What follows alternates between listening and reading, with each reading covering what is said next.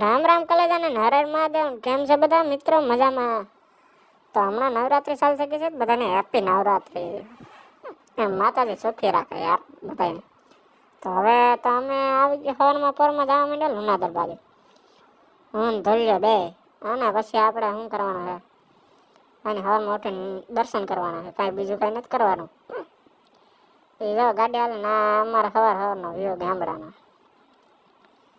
અમારા ગામડામાં જવું હોય, તમારે સિટીમાં કેવું હોય તો કહીજો, અને ગામડાના હોય તો કમેન્ટ કરી દેજો. તો હાલો આપણે લુણાદર પગીને તમને મળી જ જઈએ. તો આ છે ભોળાનાથનું મંદિર ને. જય ભોળાનાથ કમેન્ટ કરી દેજો બધા. આવી ગયા હે ભોળાનાથના મંદિરે. તો ધ્રોઈને તો દર્શન ચાલુ કરી દીધા. તો આપણે ભોળાનાથને જરાક મનાવી લઈએ, એટલે પરીક્ષામાં કંઈક સારા ટકા આવી જાય. ચાલો પછી આવી ગયા અમે મધુરામાં. ધ્રોઈનું પાર્સલ લેવાનું હતું, તો કે હાલ મારે ભેગો જ. મેં કીધું હાલ આવું આપણે, એવું કાંઈ હોય ને એ બેઠો ચાલ્યો. બસની રાહે હતો કે કઈ આવે બસનો પાર્સલ લઈને જાવ ઘરે. મેં તો કાંઈ નહીં, તો હાલ બીજું એવું કર્યું.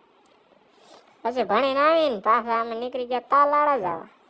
આ કયું મંદિર છે એ કોમેન્ટ કરી દેજો તમે જ ક્યાંય જોયું હોય તો.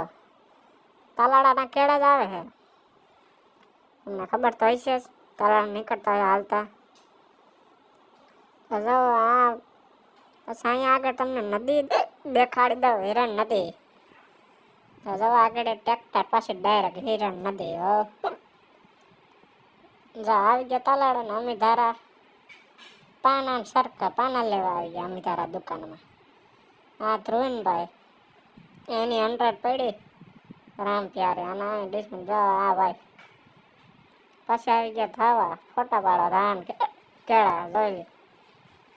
વાતાવરણ સારું